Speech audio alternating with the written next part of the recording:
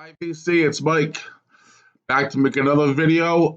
This time around, I'm still gonna just focus on some current listens. I'm gonna start off with a vocalist that some people out there might know.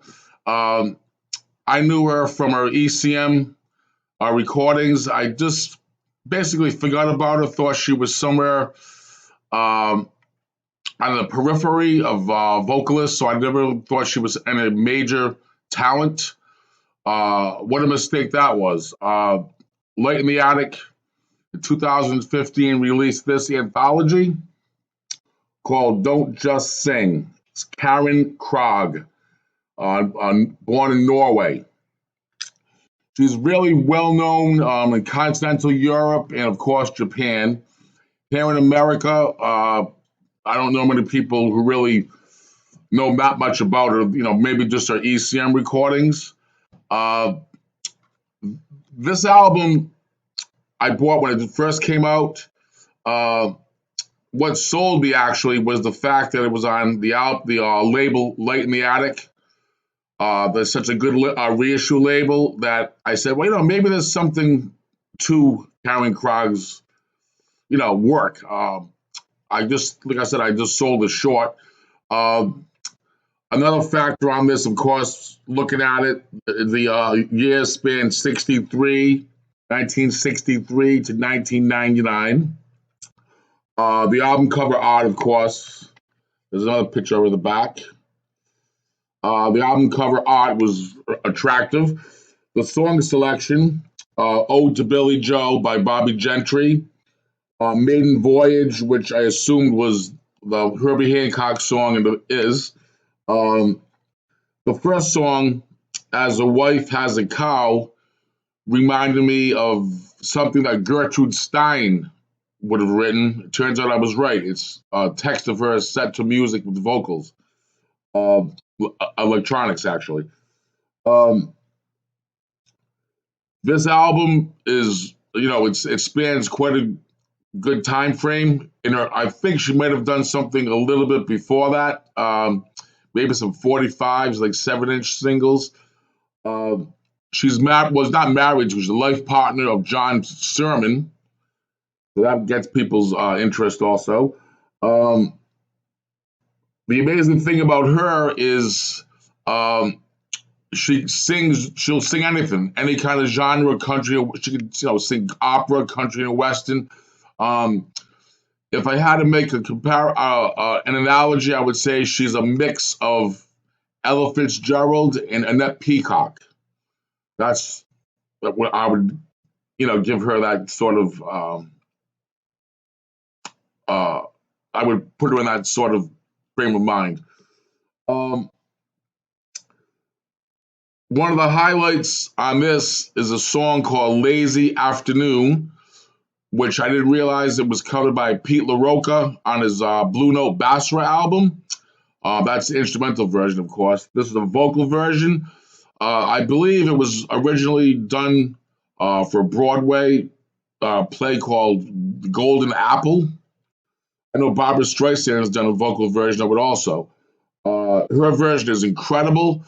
Uh, a lot of ECM players are on a lot of these tracks. Amongst them is on this song is Harold Anderson. Some of the most, amazing bass that I've heard, acoustic bass playing. It's incredible. It's excellent. Um, of course, John Christensen's on some of these songs, and a few other ECM people. Jan Gabarek was one of them. Um, there's also some special guests, Dexter Gordon and Kenny Drew. Uh, Kenny Drew on one song actually plays organ, not piano, which is pretty rare. Dexter Gordon really didn't record with vocalists all that often, so that's another interesting thing. Here's a great picture of Karen with Dexter. He looks really young in that picture. So does she. Here's another picture of Karen. Uh,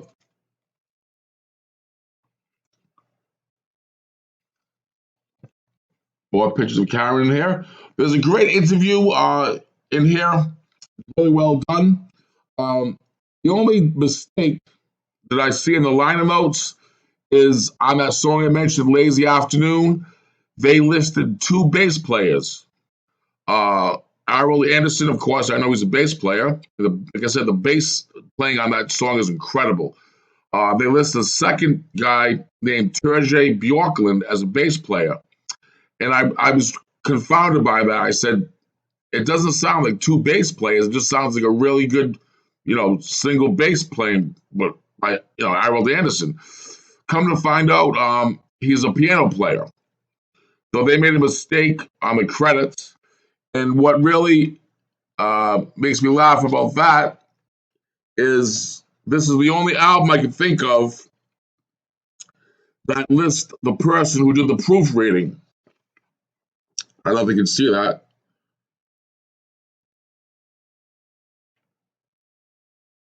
Yeah, proofreading right over here. This person did the proofreading. I'm sure they meant that she proofread the interview part, not the credits. But I don't know how people make a mistake like that. With all the technology and access to information we have today. So Turjay Bjorklund is a piano player, not a bass player. This stuff, to me, it's really interesting on a lot of different levels. Her voice, like I said, she blends in. She can do some vocalese and sing lyrics. She does a great version of a Joni Mitchell song, "All I Want." Some more, experimental stuff with, especially with her husband John Sermon. "Images in Glass" is a really good tune that he did with him. Another great song is "We Could Be Flying." I think it's from the album Joy, maybe her third album that she released with piano player Steve Kuhn. I believe Steve Swallow is also on that album too. But the players on here are all fantastic. Her voice is, really, really good singer. I think anybody out there who likes vocal jazz would definitely love her. Even people who don't like vocal jazz, I think she would appeal to them too. There's a box set.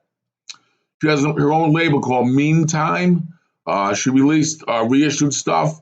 I saw a six CD box set of hers that I'm going to try and grab too.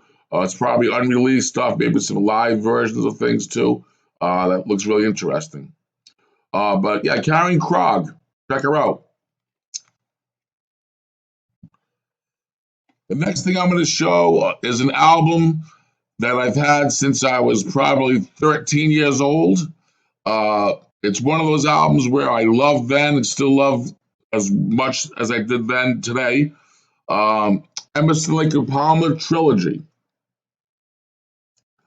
A customer, I had a paper route. One of my elderly customers, he was my friend's grandfather, actually, probably a World War II veteran. He gave me this. I went to his door to drop off his newspaper. I heard it playing in his kitchen, and he, instead of giving me a tip, he gave me the 8-track of this album, Emerson, Lake and Palmer Trilogy. Some people discount this band as being bombastic and pretentious. I don't really know the stuff done before or after this, but this particular album to me is a wonderful, wonderful, fun time record. It's got a sense of humor about it. There's some intentionally funny songs like The Sheriff and maybe Living Sin. But when I first heard this as a teenager, my first impression is, oh wow, they're making fun of classical music. So I think it's sort of like done with a sense of humor.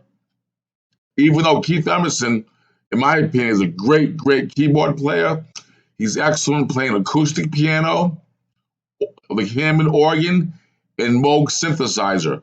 On this album, he really plays all three of them, and he incorporates all three into some songs, which is unusual.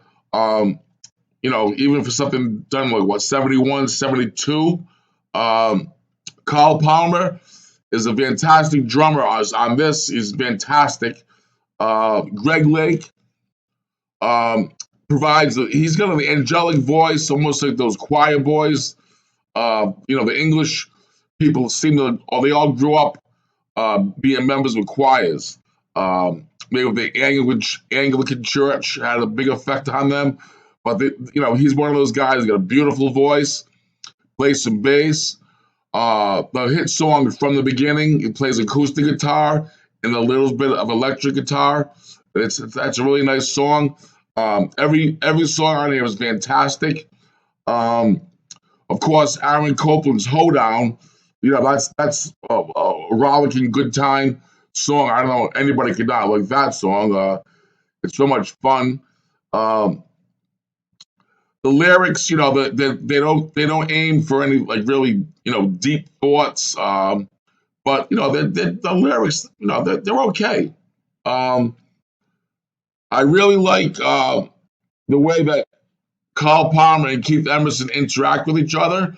Um, Keith Emerson has a boogaloo, boogie woogie sort of sound to him too. So in some ways, it's got a jazz feel to it also. I saw a video of Keith Emerson playing a duet with Oscar Peterson. They played a song called Honky Tonk Train Blues by Meade Lux Lewis.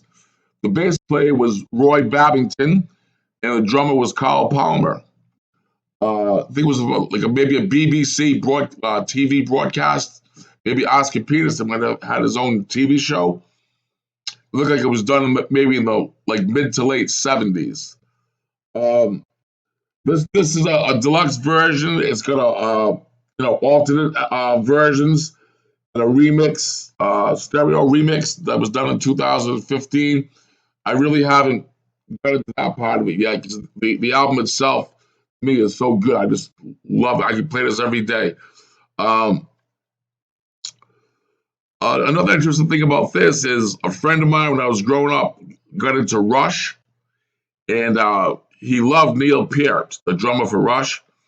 So the first time he played Rush for me, I told him, I said, Neil Peart stole Carl Palmer's drumming style right from this album right here. Even Carl Palmer says that too. It's interesting that Neil Peart, I don't know, remember 1994, he did a tribute to Buddy Rich, Burning for Buddy. I think 2 volumes. This is the first volume. Max Roach is on here. It was like a middle of the 2 piece. Should have been longer. Bill Bruford, of course, is on here. Kenny Aronoff, who played with John Cougar Mellencamp, is a great drummer. He's on here. Billy Cobham. And I said to myself, why isn't Carl Palmer on this album? I learned later that Carl Palmer was invited by Neil Peart to be on this, but he had other obligations, so he couldn't partake of that session. So that's an interesting thing too. And another thing about that album, Trilogy, it was the first rock album that was not guitar based. I was used to listen to Hendrix, Black Sabbath, Led Zeppelin, where the guitar was, of course, the upfront instrument. So listening to that album sort of prepared me to listen to other forms of music, like Kraftwerk, for example. No guitar with those guys. And that brings me to my next listen. Cecil Taylor and Han Bennink, Spots, Circles, and Fantasy on the FMP label.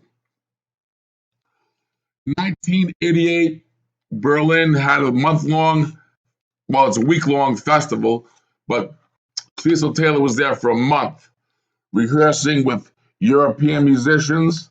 It was basically run by Joost Gebbers, who runs the FMP label. Cecil played solo. He played duets with maybe 4 or 5 drummers. He played a duet with Derek Bailey, the guitar player.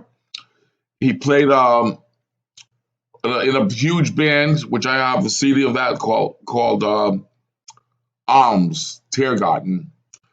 That's a 17-piece band. The only American musician was William Parker, the bass player. The other bass player on that was Peter Kowald from Germany, the FMP label.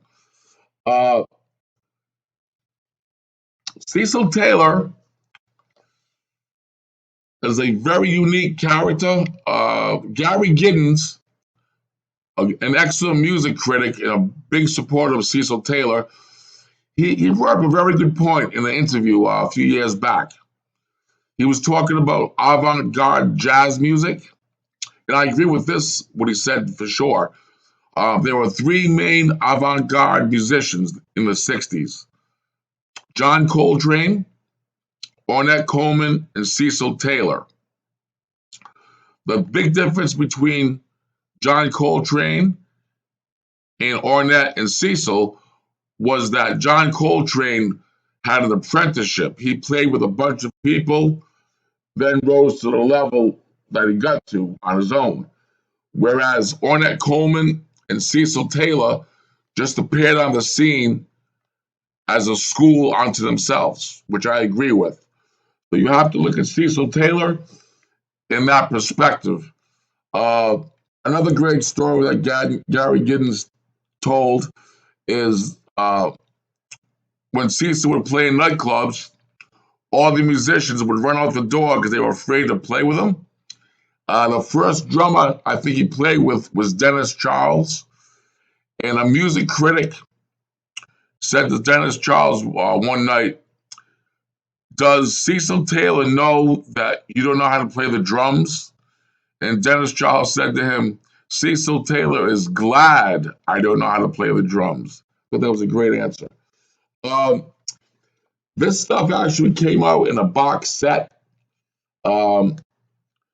I regret not getting it. I mail order this probably through Cadence. I don't know how I selected this particular duet between Cecil and Han Bennink. I'm familiar with both of these guys playing, so on paper, to me, it looked a little bit strange. Cecil Taylor had, a mystical, quality to him, whereas Han Bennink is a clownish, fun-loving type style drummer in person. So the personality conflict was a little bit odd. It's almost like picturing Vladimir Horowitz playing with Ginger Baker. On paper, it seems odd, but in reality, it works out really well. And this is a fantastic, fantastic duet. Han Bennink basically says in the liner notes that he wants to keep things simple. And, his playing is always simple, but it's excellent. He doesn't really go way out there.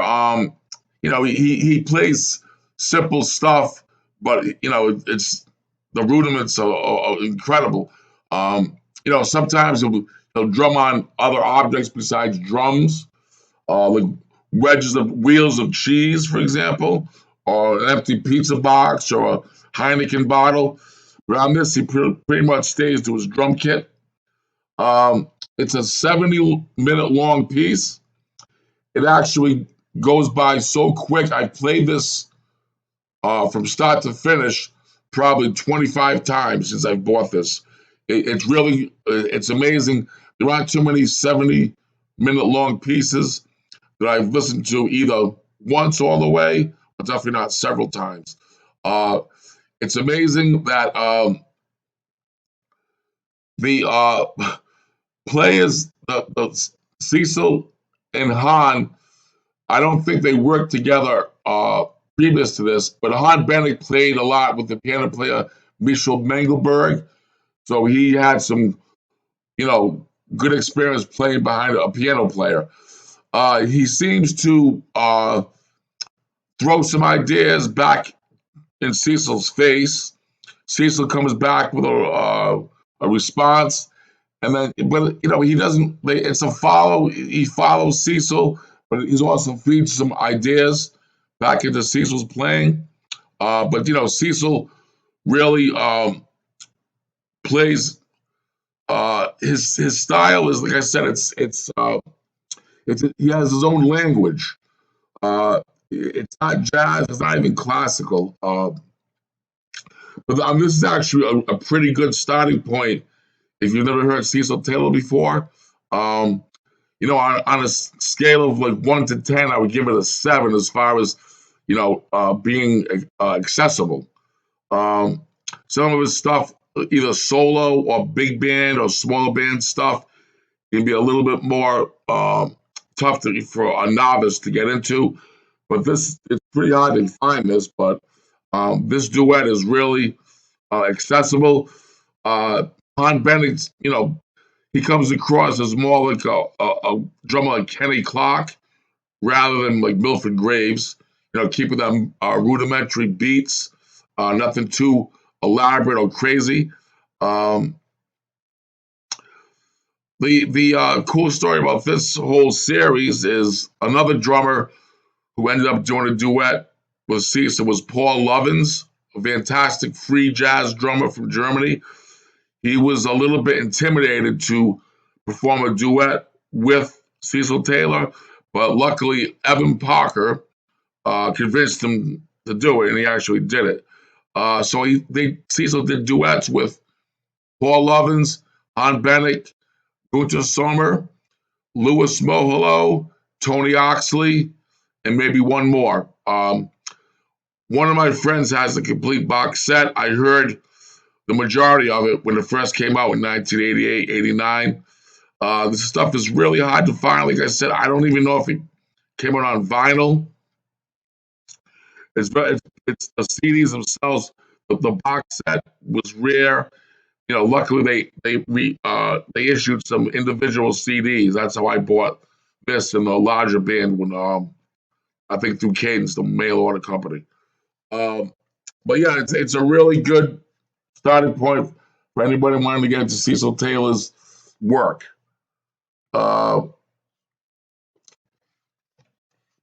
It's a picture of Bennink and Cecil Taylor at the piano.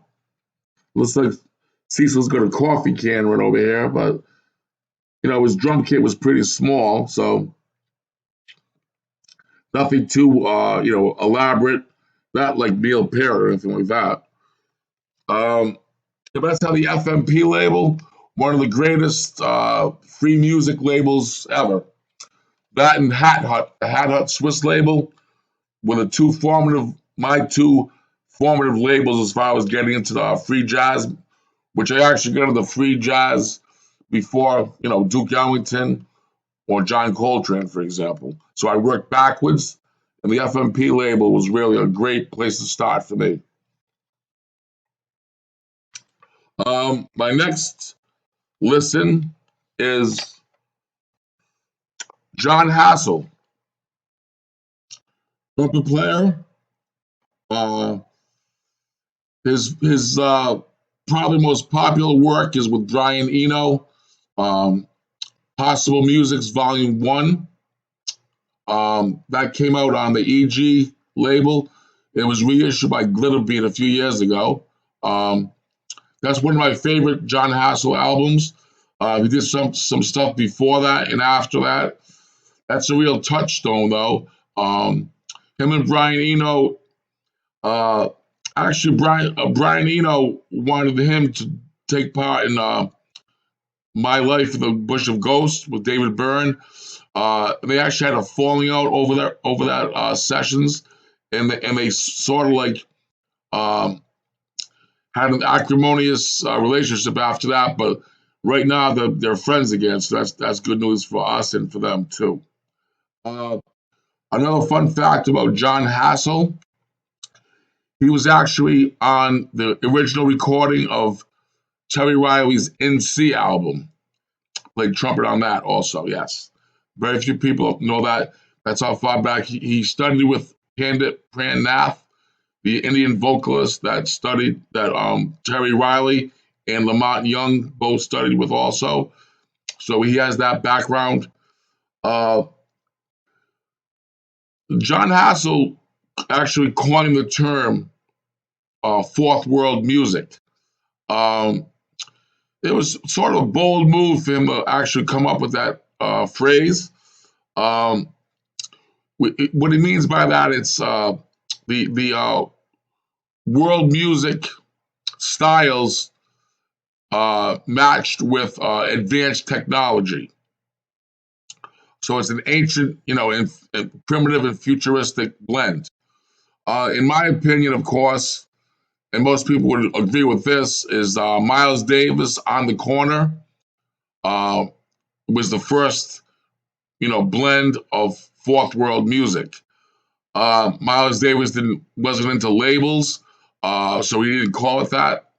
But that album, it's incredible how good that album is.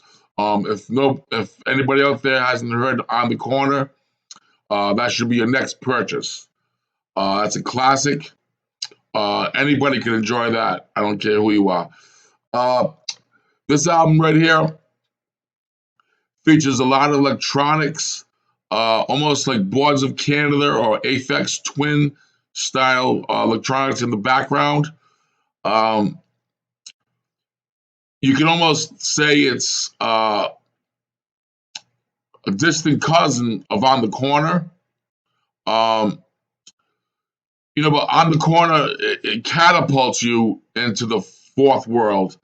This is more like taking a parachute there. It's more of a gentler ride than On the Corner. On the Corner, you just drop there right immediately. This is a gradual introduction to fourth world, uh, feelings. Uh, Hassell's trumpet, of course, has electronic processing. I'm not sure exactly how he does that. Miles has a wah wah. John Hassell, it's not a wah wah, but it's processed electrically. Um, the great thing about this album, that painting on the front cover is by Matty Clairwine, who of course did some great album covers of Miles Davis, Bitches Brew, the Santana albums. John Hassell was a close friend of Matty Clairwine. This album is dedicated to him. And another great thing about this album, it's on the Ndeya label, Ndeya. It's John Hassell's own label. It's a subsidiary of the Warp label. So he's going to release some archive recordings. That must be interesting. This is volume one. This came out a few years ago. Volume two, I think it's called Seeing Through Sound, just hit the stores maybe 2 weeks ago. I'm sure that's worth getting too. Uh, the most successful songs on here, uh, the song Ndeya and Al Congo Udu, really have that On the Corner feel to me. It's almost the background and the drum patterns sound like it's On the Corner played backwards or in reverse. That's really something that sticks out in my mind. John Hassell's trumpet sound can sound like a swarm of bees or like a dust storm. On this album in particular, he seems to play a lot more keyboards, which are great too, like Fender Rhodes style keyboards, which I find very interesting. If you want to hear more of his trumpet sound, like I said, check out the album he did with Brian Eno, Possible Music's Volume 1 on the EG label, reissued by Glitterbeat. But this album is really interesting. Um, I'm sure it's going to appeal to. I think it actually made like the charts in the UK, maybe even on the dance charts. It's um, it's hard to define uh, what this is. I mean, you have to have some previous, like I said, On the Corner. If you know that album, then you're kind of prepared to hear something like this. It's definitely related in some way to that album. So, I mean, Miles Davis, he really actually listened to Stockhausen. But critics, mentioned Stockhausen's name when that album first came out. But, in interviews, Miles Davis comes out and says that he, was influenced by Stockhausen. And I'm sure John Hassell is also a student or interested in Stockhausen stuff. But it's got a real, um, modern sound to it. John Hassell was like probably in his early 80s. He's one of those people that just wants to keep up with the latest technology. Uh, people have remixed some of his earlier stuff. So he's really he's not sitting back on his laurels, that's for sure. Yeah, but this is a great album. I recommend anything. I mean, everything I've ever heard by him is worth listening to, but this is a really good one too. It's called Listening to Pictures. Okay, guys, have a good night. Thanks.